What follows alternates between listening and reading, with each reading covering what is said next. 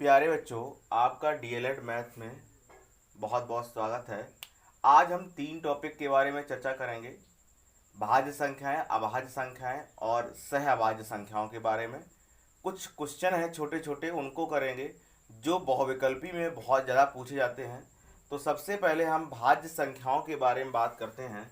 भाज्य संख्याएं ऐसी संख्याएं होती हैं जो एक स्वयं और किसी एक और संख्या से विभाजित हो जाए, उनको हम बोलते हैं भाज्य संख्याएं। जैसे हम 4 की बात करें, 4 आपका पहले तो 1 से कट जाएगा, दूसरा 2 से और तीसरा 4 से, यानी 1 से और स्वयं से तो सभी कटेंगी। लेकिन जो एक तीसरी संख्या है, इससे अगर कट जाता है तो ये कैसी संख्या होगी? भाज्य संख्या होगी।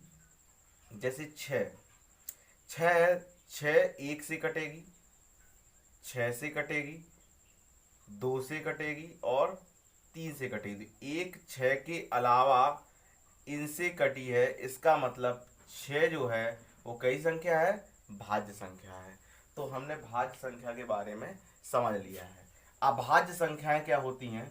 अभाज्य संख्याएं, अभाज्य संख्याओं की अगर बात करें तो अभाज्य संख्याएं ऐसी संख्याएं होती हैं जो एक और स्वयं के अलावा किसी दूसरी संख्या से ना विभाजित हों। जैसे हम 5 की बात करें तो 5 1 से कट जाता है और 5 5 से कट जाता है। ये 5 किसी और अन्य संख्या से नहीं कटता है, स्वयं से और एक से, बस 2 के अलावा तीसरी संख्या से नहीं करता है। इसका मतलब 5 कैसी संख्या है?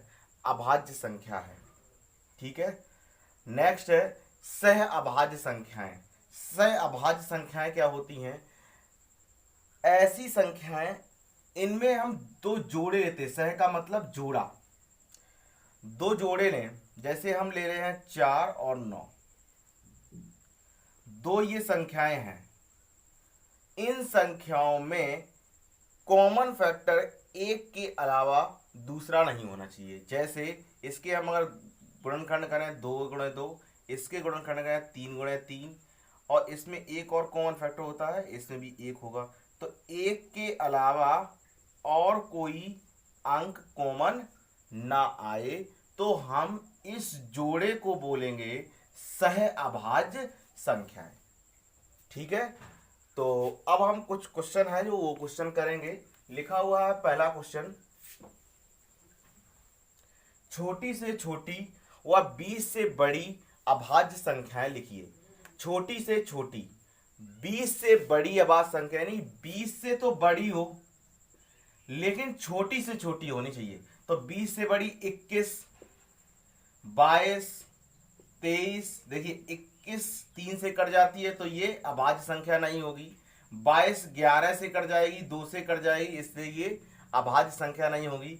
23 किसी से नहीं कटेगी, एक और स्वयं के अलावा। इसका मतलब छोटी से छोटी और 20 से बड़ी यही अभाज्य संख्या हुई।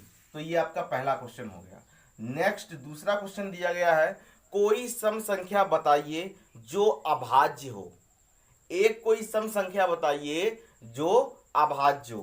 तो इसमें आंसर होगा 2, क्योंकि 2 एक ऐसी संख्या है जो 1 से कटती है और 2 से कटती है, यानी कि ये हुई अभाज्य संख्या और ये सम भी है। तो इसका मतलब यही आंसर है कि सम संख्या 2 है जो अभाज्य है। तीसरा क्वेश्चन आपका दिया हुआ है, शून्य विषम संख्या या सम। तो शून्य को हम सम संख्या की कैटेगरी में रखते हैं। शून्य कैसी संख्या है? सम संख्या है। नेक्स्ट चौथा क्वेश्चन आपका दिया हुआ है, 50 व 70 के बीच की अभाज्य संख्याएं बताइए। 50 व 70 के बीच की अभाज्य संख्याएं बताइए। तो 50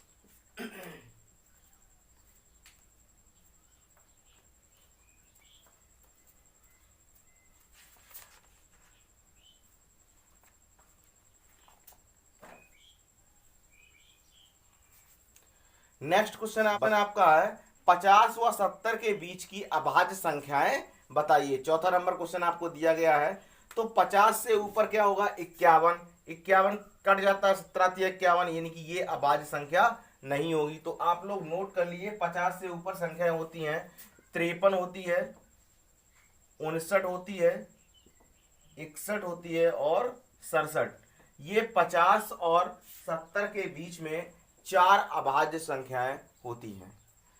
नेक्स्ट क्वेश्चन आपका दिया हुआ है, क्या दो भाज्य संख्याएं सह अभाज्य हो सकती हैं?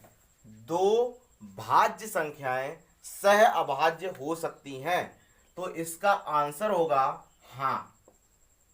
एग्जाम्पल देखिए कि हमने एग्जाम्पल लिया 4 और 9, दोनों कैसी संख्याएं हैं? भाज्य संख्याएं।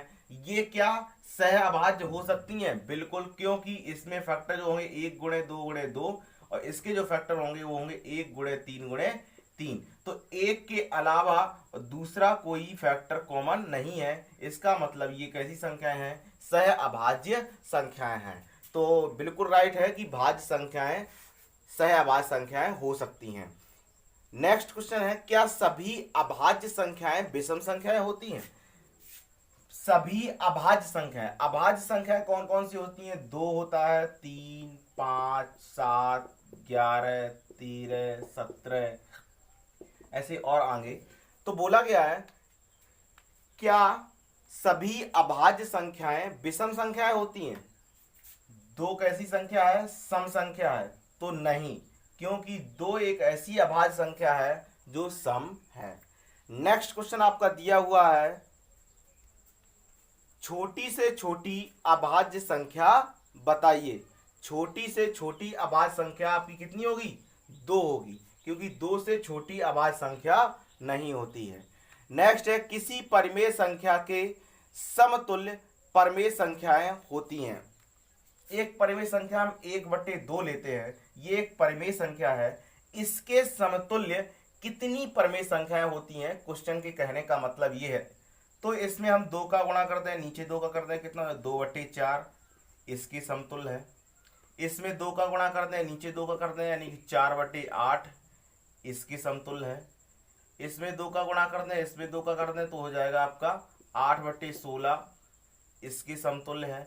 यानी कि एक परिमेय संख्या की बहुत सी हम समतुल्य परिमेय संख्याएं लिख सकते हैं। तो इसका आंसर होगा, बहुत सी का मतलब है अनंत, मतलब एक परिमेय संख्या की हम अनंत समतुल्य परिमेय संख्याएं लिख सकते हैं। नेक्स्ट क्वेश्चन आपका 9 नंबर है, लास्ट क्वेश्चन है। लिखा है परिमेय संख्या 0/-2 से बड़ी परिमेय संख्या बताइए। तो लिखा 0/-2, 0/-2 का मतलब कितना होगा? किसी 0 के बट्टे में अगर कोई अंक है तो उसका वैल्यू कितना होता है? 0। और 0 से बड़ी संख्याएं, बड़ी परिमेय संख्या पूछी गई है, तो 0 से बड़ी परिमेय संख्या पॉजिटिव ही होगी। कैसी होगी? पॉजिटिव। तो पहला ऑप्शन आपका दिया गया है -2/3 निगेटिव है, तो 0 से कैसी होगी? छोटी, ये ऑप्शन नहीं होगा।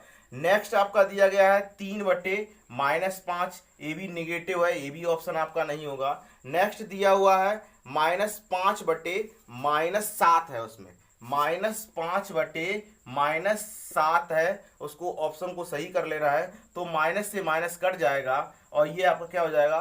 पॉजिटिव। इसका मतलब ये 0 से बड़ी परिमेय संख्या है। इसके नेक्स्ट उसमें दिया गया है चौथा ऑप्शन 3/-2, तो 3/-2 वो भी निगेटिव है, तो 0 से छोटी होगी, तो आंसर आपका तीसरा सही होगा। तीसरा ऑप्शन सही कर लेना, -5/-7 ऑप्शन दिया हुआ है। तो आज के लिए बस इतना ही, नेक्स्ट क्लास में फिर मिलते हैं। Thank you.